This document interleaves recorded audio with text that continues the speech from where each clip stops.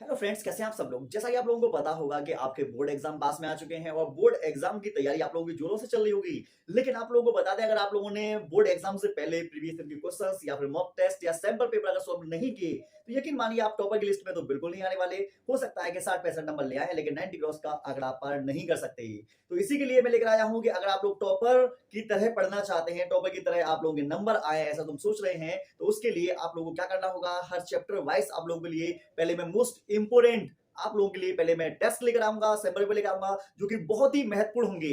और आपको बता दें ये ऐसे क्वेश्चंस हैं जो आपके 2023 मतलब 24, 25, 26 लगातार इसी तरह के क्वेश्चंस आएंगे, क्योंकि एक एक इसके अंदर क्वेश्चंस बहुत ही यूनिक डाला गया है, बहुत ही तगड़ी लेवल का डाला गया है। तो बिना टाइम वेस्ट करते हुए सबसे पहले बताता हूं पुष्पी पौधों में लैंगिक जनन, ठीक है, जिसको sexual reproduction in flowering plants कहा जाता है। और ये हमारा जो टेस्ट है ये 35 नंबर का टेस्ट रहेगा। आप जब इसे सॉल्व करें, खुद से सॉल्व करने की प्रैक्टिस करना और देखना कि आप इसमें से कितने क्वेश्चंस कर पा रहे हैं और ये देखना कि आपका स्कोर कितना आ रहा है। ये तो सिर्फ एक चैप्टर का है, मैं एक एक करके सारे बहुत सारे चैप्टर मतलब जो सारे चैप्टर है सभी चैप्टर का लेकर आऊंगा, यूनिट वाइज लेकर आऊंगा। फिर लास्ट में कंप्लीट बायोलॉजी के मैं टेस्ट लेकर आऊंगा आप लोगों के लिए, जो आपको बता दें आपको टॉपर बनाकर ही छोड़ेगा। ठीक है, हर एक टेस्ट को देखो, जो आता है अच्छी बात है, जो नहीं आता उसे आप चाहे नोट्स में से, चाहे बुक में से, चाहे आप मॉडल में से कहीं से भी करना, पर इन प्रश्नों को याद करके चल जाना। ठीक है, आपको पता होगा 4 हमारे ऑब्जेक्टिव आते हैं, ये वाले सही विकल्प चुनकर अपनी उत्तर पुस्तिका में लिखी। तो आपको वह 4 प्रश्न हैं जो कि ऑब्जेक्टिव आएंगे, जिसमें कि सबसे पहले नंबर का आप लोग देख पा रहे होंगे, यहां है 224 लघु बीजाणुओं के निर्माण के लिए लघु बीजाणु मात्र कोशिकाओं में कितने अर्धसूत्री विभाजन होंगे। तो आप लोगों को बता दें, सबसे पहले आप लोगों को ये दिमाग लगाना है कि ये वाले जो क्वेश्चंस होते हैं आखिरकार किए कैसे जाते हैं। इसका अगर तुम्हें कॉन्सेप्ट सीखना हो तो बायोलॉजी के इंपोर्टेंट कॉन्सेप्ट की मेरी एक प्लेलिस्ट है, जिसमें ऐसे बहुत सारे मेरे कॉन्सेप्ट बता रखे हैं, और कॉन्सेप्ट सीखने के बाद यकीन मानिए चुटकी बजाते आप लोग इसका आंसर दे पाएंगे। तो इस वीडियो के बाद उसको आप जल्द देखना, जिससे कॉन्सेप्ट आप सीख पाए और इस तरह के क्वेश्चंस आराम से आप कर पाओ। ठीक है, तो 200 लघु बीजाणु के निर्माण के लिए लघु बीजाणु मात्र कोशिका में कितने अर्धसूत्री विभाजन होंगे। तो मैं तुम्हें बस एक सिंपल सी ट्रिक बता दे रहा हूं, जब कभी भी ऐसे लघु बीजाणु मात्र कोशिका वाला दे रखा हो और अर्धसूत्री विभाजन निकलवाए आपसे, क्या निकलवाए, अर्धसूत्री विभाजन निकलवाए, तो जो तुम्हें वैल्यू दे रखी है उसमें 4 का भाग दे देना। कितने का भाग देना है, 4 का भाग। देखते हैं 224 में 4 का भाग करेंगे तो 2 पंजे नहीं 4 करेंगे, 4 पंजे 20, 4 पंजे 20 और यहाँ पे आ जाएगा 2 और 5 4 6 24, तो आपका आंसर आएगा 56। अगर 224 में, सुनिएगा, अगर 224 में 4 का भाग दोगे तो कितना आंसर आएगा मुझे बता देना। आंसर आएगा आपका 56 और यही इसका आंसर है। आप निकाल के देखना, वैल्यू निकाल के देखना, आ जाएगा। पहला पॉइंट समझ में आया कि अगर तुम्हें किसी प्रश्न में अर्धसूत्री विभाजन निकलवाना तो 4 का भाग देना होगा। बस शर्त यह है कि वो दाने की बात ना कर रहा हो, जैसे जो कि 100 दाने बनाने के लिए कितना अर्धसूत्री विभाजन की आवश्यकता होगी, तो यहां पर आप लोगों को 4 का भाग नहीं देना। ठीक है ना, यहां पर कॉन्सेप्ट अलग लगता है, 125 आंसर आएगा, और 125 आंसर कैसे आएगा वो भी मैंने वहां पर बता रखा है। कॉन्सेप्ट अलग तो सब लेते हैं। ठीक है, यदि किसी पौधे की जड़ में गुणसूत्रों की संख्या 48 है तो उसके भ्रूणपोष में गुणसूत्रों की संख्या होती है। तो आप लोगों को एक बात मैं बता रहा हूं, बहुत ध्यान से सुनिएगा, इसका कॉन्सेप्ट भी मैंने वहां पर समझा रखा है। अगुणित कौन होते हैं, द्विगुणित कौन होते हैं, त्रिगुणित कौन होते हैं, सब बता रखे हैं। ये ध्यान रखना कि भ्रूणपोष जो होता है ये त्रिगुणित होता है, और बोर्ड एग्जाम का ये फेवरेट क्वेश्चन है, बहुत बार आ चुका है। जड़ जो होती है, जड़, तना, पत्ती, ये सब द्विगुणित होती है। तो 2n बराबर 48, तो 2n का पहले इसमें n करो, 48 में 2 का भाग करो तो 2 दूनी 4, 2 चौका 24 आएगा। ठीक है, कितना आएगा 24, और 24 में तुम्हें क्या करना है, 24 का तिगुना करना है क्योंकि त्रिगुणित है। तो 24 का त्रिगुणित करेंगे तो 24 आएगा नहीं। ठीक है, 24 का 4 12 है, तो इसमें आ जाएगा 72 आंसर। ठीक है, 24 का तुम्हें क्या काम करना है, 3 से गुणा करना है, तो आपके सामने 72 आंसर आ जाएगा। ठीक है, चलो आगे बढ़ता हूं मैं। आगे है 600 चावल के दाने बनाने के लिए कितने अर्धसूत्री विभाजन की आवश्यकता होगी। तो अभी आप कह रहे होंगे सर अभी आप लोगों ने बताया था कि अर्धसूत्री विभाजन कई बार पूछे तो 4 का भाग दे देना, लेकिन तुम्हें यहां पर 4 का भाग नहीं देना। क्यों नहीं देना, क्योंकि यहां पर तुमसे चावल के दाने पूछा है, और दाने का मतलब होता है बीज, और बीज को बनाने के लिए कॉन्सेप्ट अलग लगता है। कॉन्सेप्ट मैंने बायोलॉजी इंपोर्टेंट कॉन्सेप्ट वाली वीडियो बता रखा है, लेकिन यहां पर मैं आप लोगों को ट्रिक बता दे रहा हूं कि ट्रिक क्या है। 600 का 600 लेना है आपको, क्या लेना है, 600 का 600 लेना है। ठीक है, और फिर 600 में तुम्हें क्या काम करना है, 4 का भाग देना है। 600 में 4 का भाग देंगे तो आपका आंसर जो आएगा, देखो 2400 तो नहीं आएगा। ठीक है, और ये आना चाहिए मेरे हिसाब से 300 भी नहीं आएगा, 150 भी नहीं आएगा, ये आपका आंसर आएगा 750। ठीक है, क्योंकि इसमें आपको क्या काम करना है, 4 से भाग देंगे, 4 एकम 4, और यहां पर आ गया 2 4 पंजे 20, तो ये 150 आ जाएगा। तुम्हें क्या काम करना है, इसमें आएगा ये वाला 750। कैसे आएगा मैं बता रहा हूं।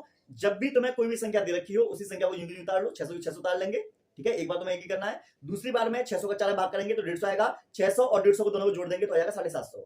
पूरा कॉन्सेप्ट वो भी डिटेल में अच्छी तरीके से मैं समझा चुका हूं, वहां पर देख लेना ये कि, लेकिन मैं ये वाला कॉन्सेप्ट समझा दिया है। जो कि 100 आने वाला, इसमें भी ये कॉन्सेप्ट है, 100 का 100 लेंगे, 100 का 4 भाग करेंगे 25 आएगा, 100 और 25 को जोड़ देंगे 125 आ गया।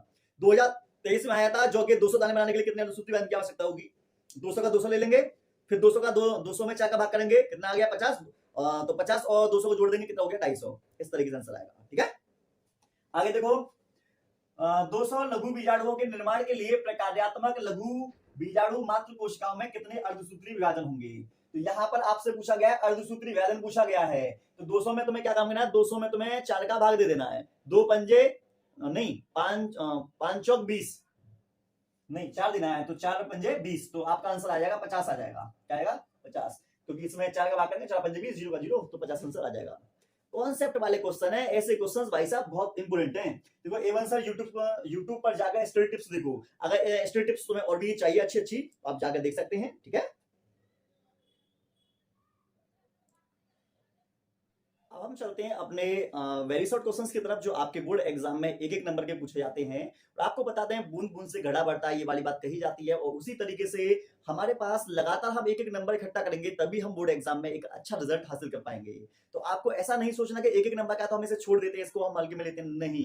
आपके लिए हर एक प्रश्न वैल्यूएबल है, हर एक प्रश्न को अच्छे से पढ़ना चाहिए। मैं आप लोगों के लिए एक छोटी सी बात बताना चाहूंगा, बायोलॉजी शॉर्ट नोट्स के अंदर बायोलॉजी एक नजर में एक मेरी वीडियो है, उस वीडियो को देखकर जरूर जाना, क्योंकि उस वीडियो में पूरी कंप्लीट बायोलॉजी की वेरी शॉर्ट क्वेश्चन की एक ऐसा मैंने कंटेंट बना दिया है कि तुम्हारा 99% सारे के सारे क्वेश्चन वहीं से आ जाएंगे, और उस वीडियो के माध्यम से आप जितने भी शॉर्ट क्वेश्चन से आराम से कर पाएंगे, आपको कोई भी दिक्कत नहीं होगी। और हर साल से मैं मतलब कि एनालिसिस करता हूँ, एनालिसिस मुझे ये देखने को मिलता है कि बहुत सारे क्वेश्चन मेरे वहां से फंस जाते हैं, ठीक है।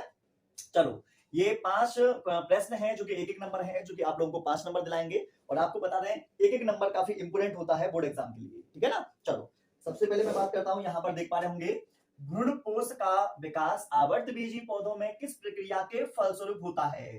तो देखो, भ्रूणपोष हमेशा तब बनता है जब पौधे के अंदर त्रिसंलन की क्रिया हो जाती है, ठीक है ना। चलो, आम के फल की खड़ी काट का नामांकित चित्र बनाइए। तो तुम्हें क्या काम करना है, आम का एक अच्छा सा डायग्राम बनाना है, उस आम के डायग्राम में बाह्य फल वृत्ति, मध्य फल वृत्ति और अंत्य फल वृत्ति को दर्शाना होगा, और अंदर साइड में बीज को दर्शा देना, ठीक है। चलो, अनुन्मीलीय परागणी पुष्पों में परागण के प्रकार को स्पष्ट करो।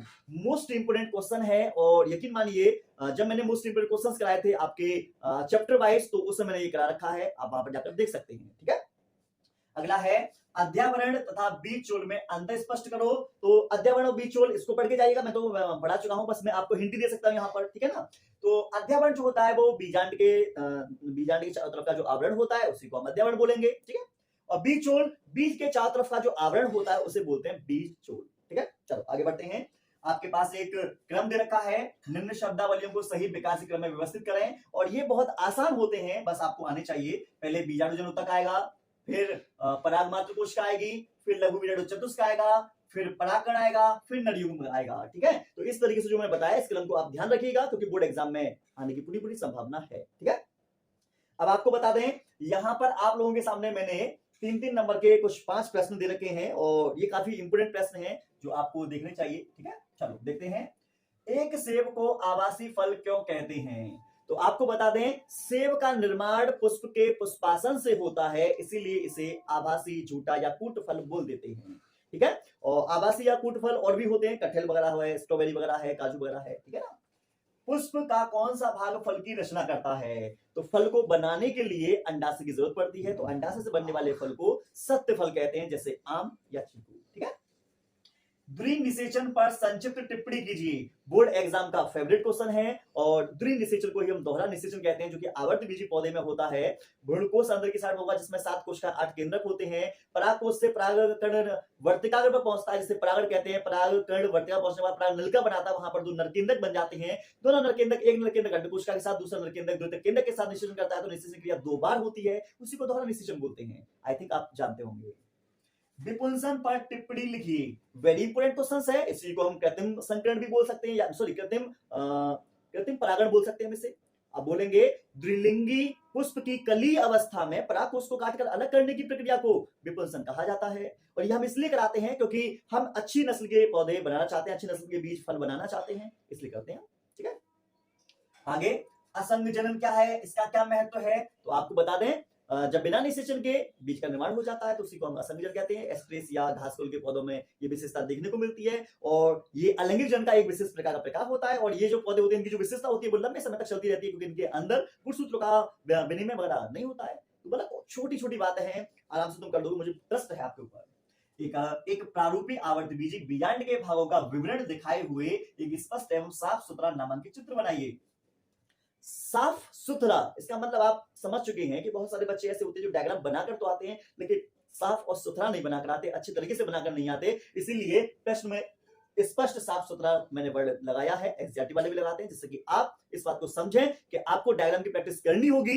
ऐसा नहीं कि डायग्राम आप उल्टा सीधा बनाकर चले आते हैं तो आपको बता दें आधे अधूरे नंबर मिल पाते हैं क्योंकि आपके उस डायग्राम के अंदर कोई इतना अच्छा कंटेंट नहीं होता, आप नंबर नहीं लिख के आते, अच्छे तरीके से नहीं बनाते हैं। उसके लिए आपको बस एक ही काम करना होगा कि आपको इंपोर्टेंट डायग्राम अगर जानना है कि कहां पर मिलेंगे तो बायोलॉजी एवन सर आप लोगों को अपने एवन सर यूट्यूब चैनल पर डाल देना। उसके बाद में प्लेलिस्ट में जाएगा या फिर वीडियो को करेंगे तो मैंने इंपोर्टेंट डाल रखेंगे कौन कौन से डायग्राम है जो 2024 में 25 में आप लोगों के आ जाएंगे। ठीक है, आगे देखो ये आपके दो नंबर के हैं, थोड़ा आगे पीछे हो गया लेकिन आप टेंशन मत लीजिएगा। ठीक है, ये एक स्पष्ट एवं साफ सुथरे चित्र के द्वारा परिपक्व मादा युग्मकोद्भिद के 7 कोश के 8 केंद्र की प्रकृति की व्याख्या करो। भाई इतना इंपोर्टेंट प्रश्न है कि 3 तरीके से आ सकता है। भ्रूण कोश का विकास कैसे होता है स्पष्ट करो, मादा युग्मकोद्भिद का विकास कैसे होता है स्पष्ट करो, या फिर आपसे कहेगा एक बीजाणु विकास पर स्पष्ट करो। मतलब ये कई तरीके से पूछा जा सकता है तो आप इसे पढ़ के चल जाना। ठीक है, नीचे दे रखा है बहुभ्रूणता पर टिप्पणी करो। तो बहुभ्रूणता शायद आप लोग जानते होंगे, जब एक बीज या एक बीजांड में अनेक भ्रूण उत्पन्न हो जाते हैं तो उसी को बहुभ्रूणता कहते हैं। एंटोनी वॉन लीवेनहॉक ने इसकी खोज की थी संतरे के बीज में की थी 1791 में। एक बीज में बहुत सारे भी भ्रूण उत्पन्न होते हैं लेकिन इनमें से कोई एक ही अगली पीढ़ी को जन्म देता है। और सामान्यतः ऐसी घटना जो देखने को मिलती है वो जिम्नोस्पर्म पौधों में देखने को मिलती है, अनावर्तबीजी पौधों में देखने को मिलती है। बस इतनी सी बात है, बता देना। आगे है बैगिंग बोरा वस्त्रावरण या थैली लगाना तकनीक क्या है। आपको बता दें ये बहुत अच्छा प्रश्न है। थैली लगाना बहुत से लोग आपको पढ़ाएंगे लेकिन बोरा वस्त्र आवरण आपको कंफ्यूज कर देगा कि आखिरकार बोरा वस्त्र आवरण है क्या चीज। तो इसलिए आपको हर एक वर्ड पता होना चाहिए जिससे कि पेपर में आपको कोई दिक्कत ना हो। ठीक है, आइए अब हम आप लोगों को लेके चलते हैं 5-5 नंबर के प्रश्न में क्योंकि ये लॉन्ग क्वेश्चन है और आपको बता दें यहाँ पर थ्योरी आप लोगों को ज्यादा लिखनी पड़ेगी। और थ्योरी ज्यादा लिखनी पड़ेगी इसका मतलब ये है कि आपको टाइम मैनेजमेंट करना आना चाहिए। जब तक टाइम मैनेजमेंट नहीं करना आता आप पर तो यकीन मानिए आप बोर्ड एग्जाम में अच्छा रिजल्ट नहीं लेके आ सकते। हर एक प्रश्न को देखते ही आप लोगों को आंसर आना चाहिए और आपका पेपर में हाथ नहीं रुकना चाहिए, पहला रूल होता है। ठीक है, देखो आवर्तबीजी पौधों में द्विबीजपत्री भ्रूण के विकास का चित्रों की सहायता से वर्णन कीजिए। जो हमारे बच्चे हैं हमने उन सभी बच्चों को ये वाला क्वेश्चन बड़े आसानी से डिटेल में पढ़ा रखा है और उनको मुझे अंदाजा है कि याद भी होगा। अगर याद है तो हमारे बच्चे कमेंट जरूर करें क्योंकि मेरी सीट में ये वाला आंसर मौजूद था। पर परागण से होने वाले लाभ तथा हानि का उल्लेख कीजिए। पर परागण जो होता है उससे क्या फायदा होगा, क्या नुकसान होगा, क्या हमें बताना जरूरी है। ठीक है, और ये वाला जो प्रश्न है 2023 में 5 नंबर में एक सेट पर पूछा गया था। ठीक है, आगे आप देख पा रहे होंगे, देखिएगा भ्रूणपोष क्या है, इसके विभिन्न प्रकारों का संक्षिप्त वर्णन कीजिए। तो भ्रूणपोष के बारे में आप लोगों को बताना कि एक्चुअली में भ्रूणपोष है क्या। ओके, कितने प्रकार के होते हैं, 3 प्रकार के होते हैं, वो बता देता हूं। ठीक है, आपको बता दें ये तो मेरा पहला सेट हो गया। दूसरा सेट मैं बहुत जल्द लेकर आऊंगा जिससे कि आपको हर एक चैप्टर से रिलेटेड आपको जानकारी मिल जाए, आपको कोई दिक्कत महसूस ना हो। ठीक है, उससे पहले मैं आप लोगों को बताना चाहूंगा कि ये एवन सर यूट्यूब चैनल को सर्च करना है आप लोगों को। और आपको सर्च करने से फायदा क्या होगा, क्योंकि जब तक मनुष्य का कोई किसी चीज में फायदा नहीं होता तब तक वो काम नहीं करता। बोर्ड एग्जाम में टॉप कैसे करें, एक हमारी प्लेलिस्ट है, उस पेज को देखेंगे तो आपको टॉपर लेवल की टिप्स मिल जाएंगी। एग्जाम टाइम मिस्टेक, हम बोर्ड एग्जाम से पहले बहुत सारी गलतियां करते हैं जिसके कारण बोर्ड एग्जाम में भी गलतियां हो जाती हैं। आप वो गलती ना करें, इसलिए यहां पर आपको बताई जाएंगी आपकी गलतियां और उन गलतियों तुम कैसे सुधार सकते हो। मॉडल पेपर आपको बता दें, मॉडल पेपर सॉल्व करना इसलिए जरूरी है क्योंकि आपको ये पता चल सके कि आपको कितने क्वेश्चन आते हैं, कितने नहीं आते, क्या वीक सब्जेक्ट है, क्या नहीं है वीक सब्जेक्ट, कौन सा क्वेश्चन कर पा रहे हो, कितना नहीं कर पा रही, सारी चीजें तभी पता चलेंगी। स्टडी टिप्स, कोई भी दिक्कत है स्टडी टिप्स की पूरी लिस्ट है, हर एक समस्या का वहां पर समाधान दे रखा है। पेपर में कॉपी कैसे लिखें आपको बता दें, आप बहुत इंटेलिजेंट है, अच्छी बात है, लेकिन पेपर में कॉपी अच्छी तरीके से लिखना नहीं आता तो यकीन मानिए टीचर से आप ज्यादा नंबर नहीं लेके आ पाएंगे। तो ये छोटी सी बातें थी जिसके माध्यम से मैंने आप लोगों को बताया कि आप लोग किस तरीके से इस टेस्ट को सॉल्व कर सकते हैं। आपकी जो कुछ समस्या है उन समस्याओं के लिए मैं आप लोगों के लिए खड़ा हुआ हूँ। बस आपको क्या काम है ना, कोई भी समस्या है मुझे कमेंट में बता देना। हो सकता है कि जहाँ मुझे लग रहा है कि बहुत सब लोगों की प्रॉब्लम्स है तो मैं उसके ऊपर सेपरेट वीडियो जरूर बना दूंगा। और आज के लिए बस इतना ही, मिलते हैं आप लोगों को कल नेक्स्ट वीडियो में। हमारी नेक्स्ट वीडियो जो आएगी उस वीडियो को देखना जरूर, और जो सीरीज चल रही है उस सारी सीरीज को आप लोगों को जरूर देखना है। ठीक है, टाटा बाय बाय।